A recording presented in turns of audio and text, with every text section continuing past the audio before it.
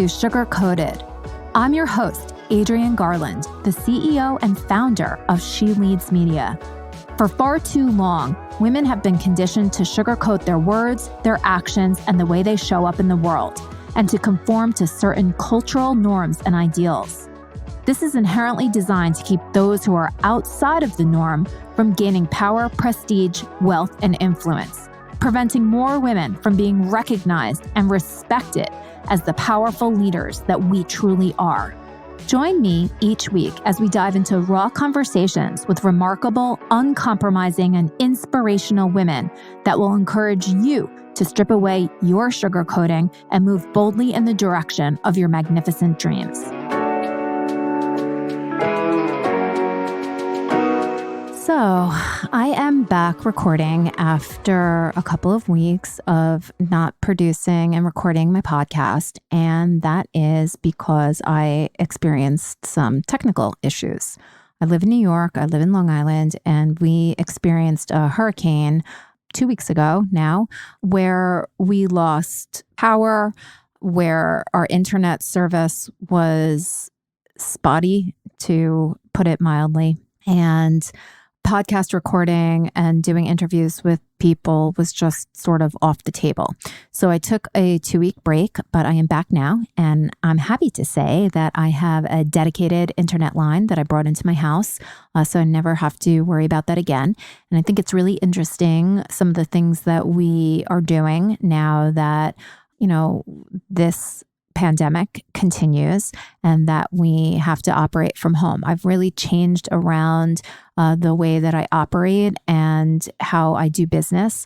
And I am actually looking forward to operating from my home and being more comfortable doing so, despite the dog barking, the teenagers walking up and down the stairs and interrupting me. This is my new normal. And this podcast is called Sugar Coated. So I am not going to try to sugarcoat the fact that I have a lot of activity that goes on around me. I experience many, many interruptions throughout the day, and I am just going to ride that wave until perhaps things change. So what I wanted to talk about today is just something really quick, and it's something that I've been reflecting on with my interns that are working for She Leads Media this summer, and they are just incredible women, very creative, have so many ideas that I'm excited about because we're pushing out some new offerings because of my team of interns. So I'm supremely grateful to them. And they just are these wonderful young women that are just so full of life, full of ideas, and full of creativity. And She Leads Media has 100% benefited from that. So I'm excited. So one of the Instagram posts that we have created is all around the "you may not pick my brain" topic. And the reason that I feel like this is so important, not only for me to state to the world that my brain is not open for picking, and also to inspire other women that we do not have to give away everything that we know, all of the knowledge that we've acquired over all of the years, all of our experiences, all of the education, all of the training that we've paid for, all of the bumps, ups and downs, and just the life lessons that we've learned.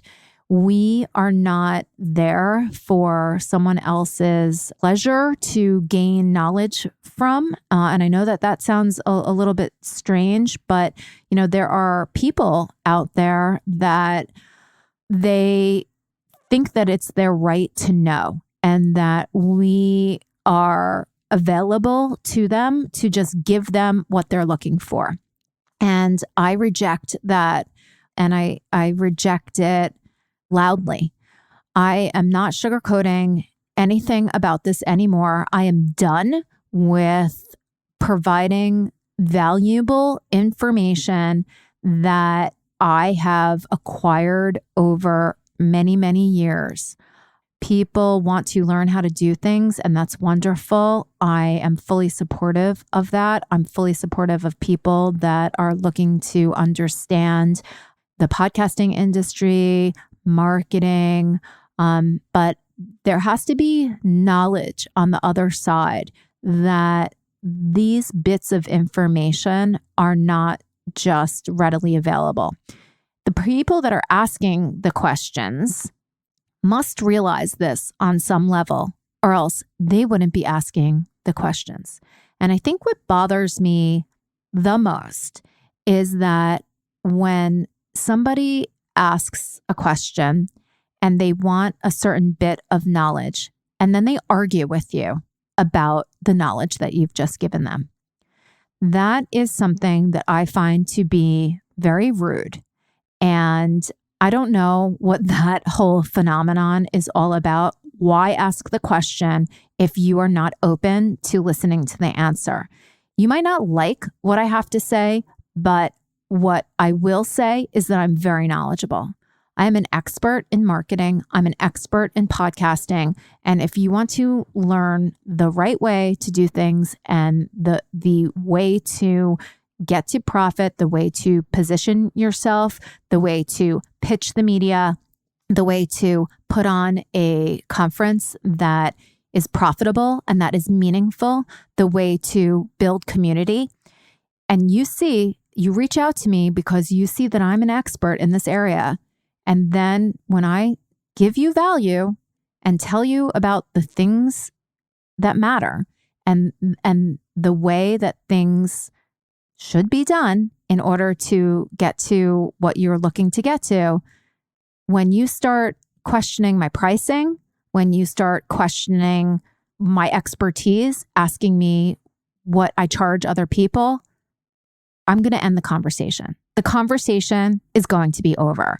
And I'm not going to follow up with you because what you have just demonstrated to me is that you do not value me. And I do not wish to get into a relationship, personal or professional, with anybody that does not value what I have to say. So this is where the "you may not pick my brain" comes from.